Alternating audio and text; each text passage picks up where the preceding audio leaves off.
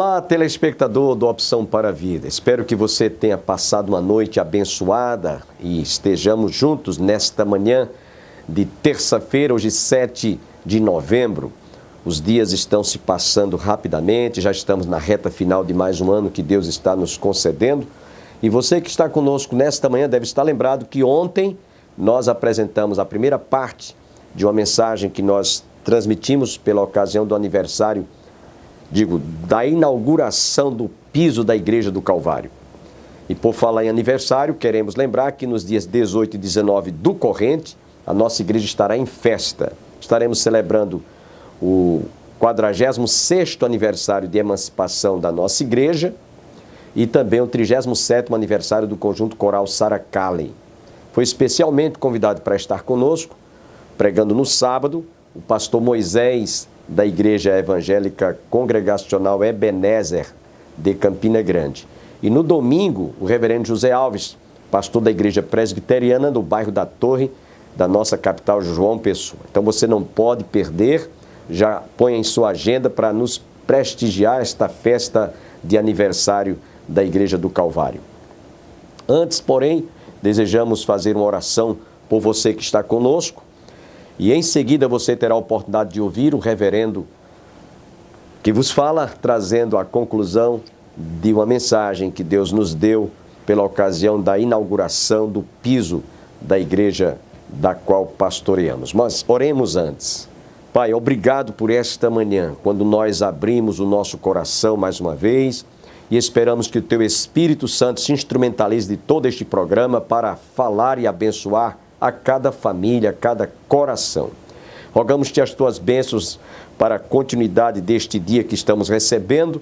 Obrigado pela alegria de estarmos juntos outra vez e esperamos que o Senhor fale ao nosso coração, especialmente daqueles que estão tristes, abatidos, enfermos, aqueles que estão também sem saúde, que tu possas abençoá-los e eles sejam também enriquecidos através de todo este programa. É o que eu te peço mais uma vez, agradecido em nome de Jesus. Amém.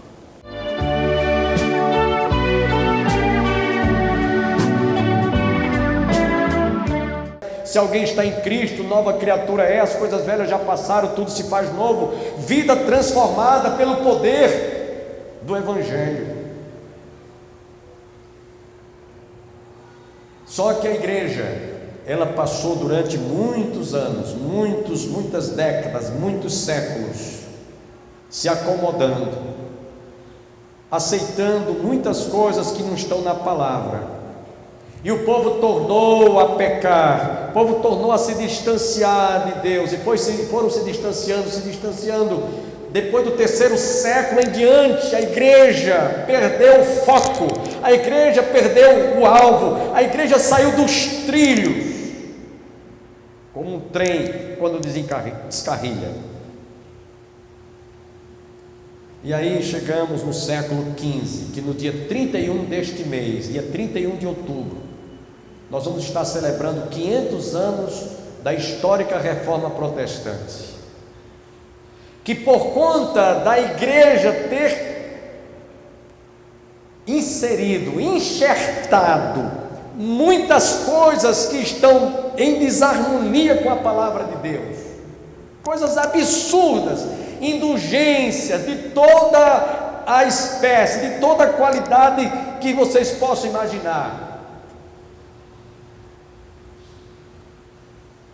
A tradição religiosa incrementou, enxertou, inseriu como dogma das coisas que para aqueles que são religiosos se tornaram mais importantes do que a palavra de Deus, do mesmo modo como nos dias de Josias, do mesmo modo como nos dias de Abacuque, do mesmo modo como nos dias de Isaías, do profeta Isaías, nos mesmos dias como Neemias, Esdras e Neemias, o povo se distanciou da palavra, também o povo até o século XV, mas de 1517, estavam também totalmente distanciados da palavra de Deus, acreditando em toda forma de crenças, de crendices.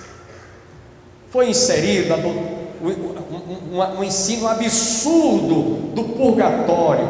E aqui nós vemos muitas pessoas católicas acreditando nessa farsa, nessa mentira diabólica. Se esse lugar existisse, Jesus teria feito referência. E a gente, só para não ir muito longe, na parábola do rico e Lázaro, conforme está lá em Lucas capítulo 16, nós encontramos Jesus contando que só tem dois lugares, céu e inferno. O rico estava no inferno não é porque ele fosse rico, mas é porque ele, enquanto viveu aqui, alimentou o pecado, vivendo totalmente distanciado de Deus, nunca tentou para a vida eterna. Ele viveu aquela filosofia de vida que Jesus também falou. Um homem rico tinha muitas propriedades, muitos bens, e pensou em destruir o que tinha, os armazéns, e reconstruí-los. Depois disse: regala-te e compraste, ó alma minha.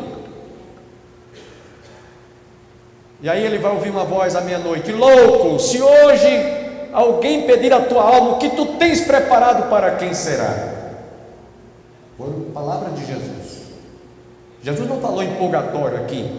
Jesus não disse que tinha um lugar que poderia amenizar a sua situação pecaminosa ao ponto de você merecer ir para o céu depois que expurgasse os pecados. A Bíblia diz: só há um meio pelo qual nós nos purificamos de todos os nossos pecados, é através do sangue de Jesus. João capítulo 1 João 1,7 diz: se andarmos na luz como Ele na luz está, temos comunhão uns com os outros, e o sangue de Jesus Cristo, seu Filho, nos purifica de todo o pecado. É o sangue de Jesus. Então, Martinho Lutero e os demais reformadores, John Knox, John Wycliffe, João Calvino, esses homens, eles foram examinar a palavra de Deus e perceberam que estava tudo em desarmonia, todo o ensinamento religioso, tudo aquilo que eles estavam defendendo, estava de encontro à palavra de Deus. Martinho Lutero, pelo menos, ele estava indo para Roma e acreditou que se ele, como os fiéis acreditavam, subisse as escadas que davam acesso ao templo, chamado o templo, a Catedral de São Pedro, subisse aquelas escadas de joelho, quando subisse o último degrau, os seus pecados estariam todos perdoados. E ele se sentiria aliviado de todo o fardo que pesava sobre a sua alma. E ele assim o fez. Só que quando ele escalou, chegou no último degrau, os joelhos ensanguentados, dolorido, o sentimento de culpa continuava em sua mente, o peso de consciência. Ele disse: eu fiz tudo isso em vão, não me sinto perdoado, não sinto nem um alívio desse fardo. Voltou para casa decepcionado. E foi quando ele se encontrou em casa, lendo a palavra de Deus, Romanos capítulo 1, versículo 17, ele descobriu que o justo viverá pela fé. O justo viverá pela fé. Caíram como que dos seus olhos escamas, e então ele disse: encontrei o caminho, é este, a verdade está aqui. E aí, ele lutou e defendeu as 95 teses. Nós tivemos agora no mês de julho, visitando a cidade de Heidelberg, na Alemanha. Conhecemos o museu aonde foi impressa a primeira Bíblia por Gutenberg, que na época, por uma providência divina, ele descobriu, ele foi o inventor da gráfica. Nós visitamos lá na cidade de Heidelberg o museu da Bíblia. E encontramos lá, realmente existe provas de que Martinho Lutero, em Heidelberg, inclusive com a ajuda de Gutenberg, foi impressa a Bíblia, a palavra de Deus em alemão, e foi distribuída na linguagem de todos, ao alcance de todos, para que eles entendessem que não eram as indulgências, não eram os dogmas, não era a tradição religiosa, que muitos estavam enganados, que os levaria realmente a se sentirem perdoados, desde que houvesse arrependimento dos seus pecados. Em outras palavras, em 1517 houve um avivamento quando o povo voltou para a palavra. Visitamos o castelo onde ele apresentou à corte e a todos os líderes religiosos em Heidelberg, na Alemanha, as suas 95 teses. Visitamos também em Genebra e Berna, na Suíça, onde um outro reformador, João Calvino. Visitamos inclusive a casa onde ele residiu, o templo onde ele pregou muitas vezes. Estes homens morreram, mas eles deixaram um legado para o povo de Deus nos seus dias. Naqueles dias, em 1517, houve sim um grande avivamento espiritual. Não é movimento, é avivamento.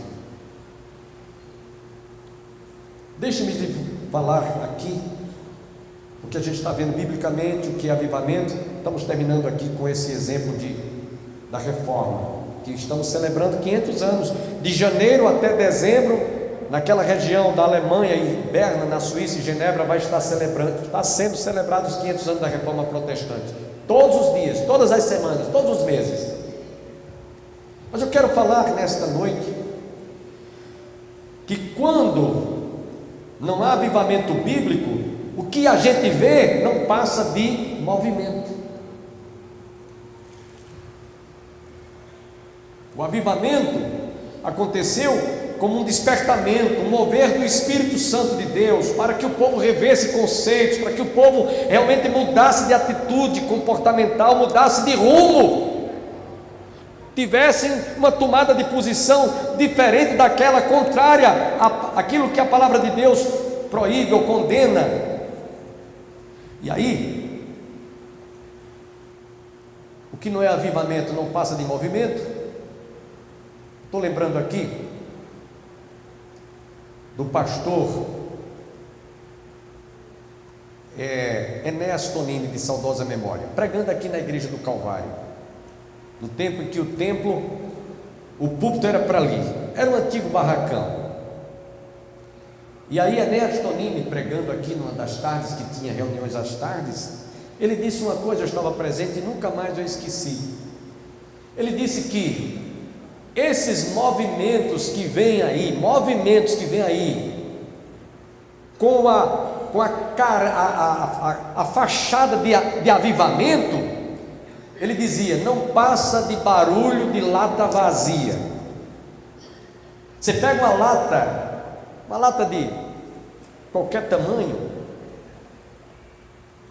vazia, e bata, e você vai ver que ela vai fazer um barulho grande. Agora, enche essa lata de algum líquido, água, e bata para ver como a diferença do barulho que ela faz é grande. Então, ele ilustrando, ele disse, barulho sem ser por avivamento, sendo ou não passando de um movimento, não passa de lata vazia. Está vazia da graça de Deus, o coração está vazio do Espírito Santo de Deus, então faz barulho, mas um barulho que não é aquele barulho realmente que contém a essência. Isso era o que o pastor Enéas Tonini, de saudosa memória, dava como exemplo. Um outro exemplo, também dado pelo pastor Rosivaldo de Araújo, de saudosa memória, ele dizia que uma coisa é quando se liga, o ambiente está sem ventilação nenhuma, e se liga um ventilador como estes aqui das laterais. Ele produz um vento movido a essas hélices. E Rosivaldo de Araújo dizia, avivamento sem ser pelo Espírito Santo, sem ser pelo mover do Espírito Santo, é como um vento movido à hélice de um ventilador, pelo homem, fruto daquilo que o homem criou, inventou, no caso, o ventilador. Porque quando é pelo Espírito Santo, diz lá em Atos capítulo 2, versículo 1, que enquanto eles estavam reunidos, de repente veio como que do céu um vento impetuoso.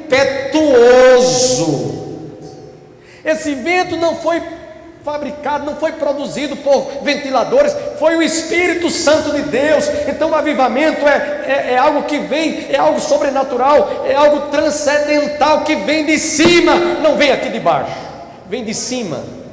De repente veio um vento impetuoso e foram vistas entre eles línguas como que de fogo, e todos foram batizados com o Espírito Santo. O avivamento não é no dizer de algumas pessoas, produzido por avivalistas. Eu fico doente quando eu ouço alguém dizer assim: pastor fulano de tal é avivalista. Não existe avivalista. Existem pessoas avivadas. Avivalistas é uma palavra que não cabe ao avivamento, porque quem aviva aqueles que são avivados é o Espírito Santo de Deus. Então não existe avivalista. Avivamento não é, portanto, algo fabricado, não é algo produzido pelo esforço humano, não é algo que se traz produzido por algum esforço nosso. Não é promovido por animadores de culto. Às vezes eu fico vendo, e eu não gosto de assistir, mas às vezes a gente está mudando de canal, vê nesses canais de televisão verdadeiros avivalistas, de produzir um ambiente, né, em que as pessoas se sintam confortavelmente, espiritualmente alegres. São animadores de culto, esses chamados avivalistas, são protagonistas de reuniões que alegram o povo, traz alegria, promove alegria. E vou dizer uma coisa aqui, para que você escute em casa, você que está nos assistindo: esse tipo de avivamento, entre aspas, que é um movimento, é pago, tem que pagar.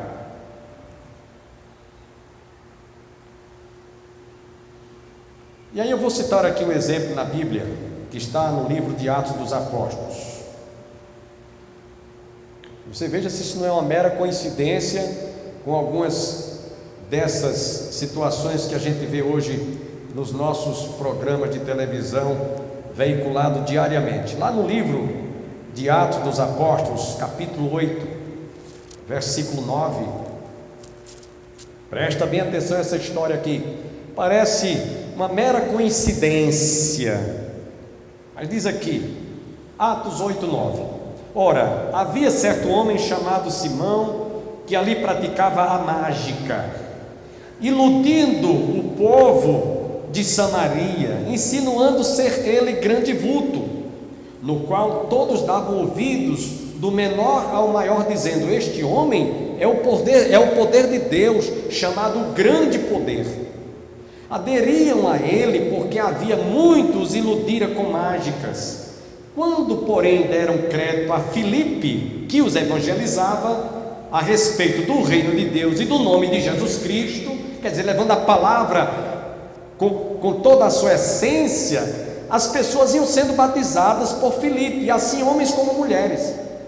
O próprio Simão mágico abraçou a fé, e tendo sido batizado, acompanhava Filipe de perto, observando, extasiado, os sinais e grandes milagres praticados. Até aí tudo bem, até aí nada contra. Mas lá na frente nós vamos ver, nesse mesmo capítulo de Atos, capítulo 8, principalmente os versículos 14 a 24, quando, ouvindo os apóstolos que estavam em Jerusalém, que Samaria recebera a palavra de Deus, enviaram-lhe Pedro e João, os quais, descendo para lá, oraram por eles, para que recebessem o Espírito Santo, porquanto não havia ainda descido sobre nenhum deles, mas somente haviam sido batizados em nome do Senhor Jesus. Então lhes impunham as mãos e recebiam estes o Espírito Santo. Agora veja que coincidência com os dias atuais. Vendo, porém, Simão, o que fora mágico, que pelo fato de imporem os apóstolos as mãos, era concebido o Espírito Santo, ofereceu-lhes din-din. Sabe o que é din-din? Dinheiro. Eu quero também esse mesmo poder, eu quero comprar, eu tenho dinheiro aqui, quanto custa? Eu quero comprar. Pedro, porém, preste atenção, lhe respondeu: o teu dinheiro seja contigo para a perdição, pois julgaste adquirir por meio dele o dom de Deus. Não tens parte nem sorte neste ministério, porque o teu coração não é reto diante de Deus. Arrepende-te, pois, da tua maldade e roga ao Senhor, talvez te seja perdoado o intento do coração. Pois vejo que estais em fel de amargura e laço de iniquidade. Respondendo, porém, Simão lhe pediu: rogai vós por mim ao Senhor, para que nada do que disseste sobrevenha a mim. Eles, porém, havendo testificado e falado a palavra do Senhor, voltaram para Jerusalém e evangelizavam muitas aldeias dos samaritanos. Simão Mágico quis comprar os dons do Espírito Santo. Ora, a palavra de Deus diz que nós não foi prata nem ouro pelo qual nós fomos comprados, mas com o precioso sangue de Jesus. A salvação, muito menos os dons do Espírito Santo, não se compra, não se vende. Mas o que a gente está vendo hoje é uma verdadeira exploração religiosa, promovida por indivíduos que não passam de mercenários, vendendo, negociando, mercadejando a palavra de Deus, através de sinais, de curas, que muitas vezes não são reais.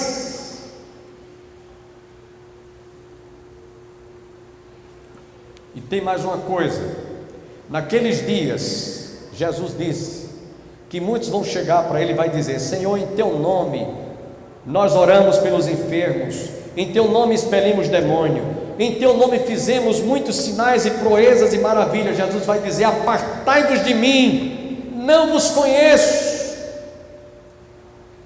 porque estiveram fazendo da casa do Senhor casa de negócio. Isso não é novidade. Nos dias dos apóstolos, conforme citamos aqui em Atos, esse indivíduo, esse Simão Mágico, estava querendo fazer também negócios com os dons do Espírito Santo. Avivamento não é movimento. O que nós estamos vendo hoje, meus irmãos e amigos que nos assistem, é muita coisa em nome do Evangelho, que não tem nada de Evangelho. É muita coisa que está falando do Espírito Santo, mas não existe nenhuma ação do Espírito Santo. O que nós estamos vendo hoje, assistindo, é um verdadeiro movimento em que leva as massas e as pessoas a acreditarem naquilo que não é ou que não vem de Deus. E já disse um certo pregador que aquilo que nós assistimos muitas vezes pode vir de Deus, da carne ou do diabo. Aviva, ó Senhor, a tua obra. Esta foi a oração de Abacuque. E nós podemos dizer que mais do que nunca, em nossos dias, em pleno século 21, nós estamos necessitadíssimos de um avivamento que venha de cima, que venha de Deus, que venha para o nosso coração, que comece a transformar as vidas, que comece a restaurar as vidas, levando as pessoas a terem arrependimento, contrição, quebrantamento, confissão de pecados, e aí sim haverá um verdadeiro avivamento. Esse avivamento começa no coração da gente, começa na minha vida, começa na sua vida como indivíduo. É como um tição que vai pegando fogo e depois incendeia outro que está vizinho, e incendeia mais outro, e daqui a pouco a fogueira está grande, e a labareda, e as chamas, e o fogo do Espírito Santo vai tomando conta e vai incendiando a vida, vai incendiando a sua família, vai incendiando a igreja, vai incendiando a cidade, incendeia a nação. Eu estava hoje à tarde participando de um almoço, depois eu estava conversando com o pastor Moisés, e ele estava me dizendo uma coisa que eu achei realmente, e é aquilo que a gente está falando aqui. Ele estava dizendo: a gente hoje prega a palavra de Deus, como eu estou pregando agora para você que nos vê, nos assiste, nos ouve, mostrando como é, ensinando como é. Ninguém está aqui sendo explorado, ninguém está sendo aqui convencido a que tenha que dar alguma coisa em troca daquilo que você vai receber de Deus. E nós temos um auditório comparado a essas igrejas que estão aí hoje negociando, mercadejando a palavra de Deus, ensinando as pessoas a comprarem, entre aspas, curas, bênçãos que Deus dá de graça, porque de graça dá e o que de graça receberdes. E essas igrejas estão cheias, sabem por quê? Como a gente estava comentando, porque as pessoas, elas não estão preocupadas em obedecer a Deus, elas não estão preocupadas em ouvir a voz de Deus, elas não estão preocupadas, para muitas delas o livro está perdido, como estava perdido nos dias do rei Josias. Para muitas dessas pessoas, vale mais o que elas ouvem do que aquilo que está escrito, vale mais aquilo que elas são persuadidas e convencidas a fazerem do que obedecerem à voz de Deus. E a Bíblia diz que é melhor obedecer do que sacrificar. Porquanto, aqueles que nos ouvem, aqueles que nos assistem, quer seja em casa, quer seja aqui nesta hora,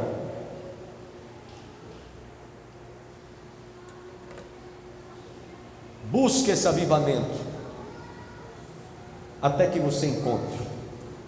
Você pode fazê-lo em casa, tranca a porta do teu quarto, como disse Jesus, ora teu pai em secreto, teu pai que te ouve em secreto, te ouvirá e te atenderá e te responderá.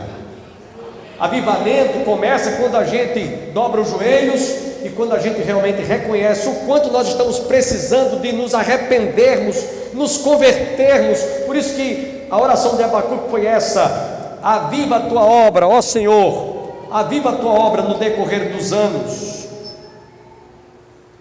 E ele disse: tenho ouvido ao Senhor as tuas declarações e me sinto alarmado. Aviva a tua obra, ó Senhor, no decorrer dos anos, no decurso dos anos, faze-a conhecida na tua ira, lembra-te da tua misericórdia. É que o povo estava tão distante de Deus, para terminar, estou terminando, que sabe o que é que Deus fez? Deus levantou os caldeus, que eram povos ímpios, para servir de vara, para servir de açoite, para servir de disciplina, para que o povo se arrependesse, para que o povo se convertesse, para que o povo se voltassem para Deus. Deus usou os caldeus como vara, para que o povo então, arrependidos, se voltassem para Deus.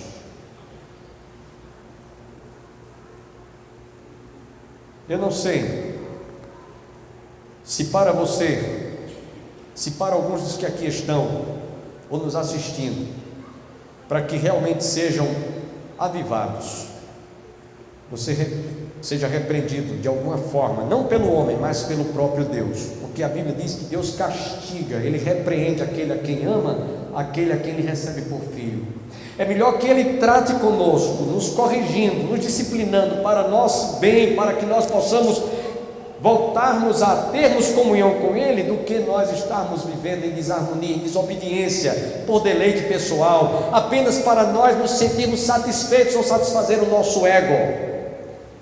Então, nesta noite, diante desta palavra, nós vamos fazer uma oração, para que Deus derrame um avivamento, começando na minha vida, no meu coração, no seu coração, no seio da minha família, no seio da sua família, em nossa igreja, que este avivamento ele possa incendiar aqueles com os quais nós convivemos, com os quais nós nos relacionamos, a fim de que esse avivamento contagie as pessoas e elas possam realmente sentir a necessidade de mudança de atitude, mudança de vida, a fim de que o poder de Deus desça sobre nós. Fiquemos em pé. Desejamos a todos um dia abençoado, um fortíssimo abraço e até o nosso próximo programa. Sempre que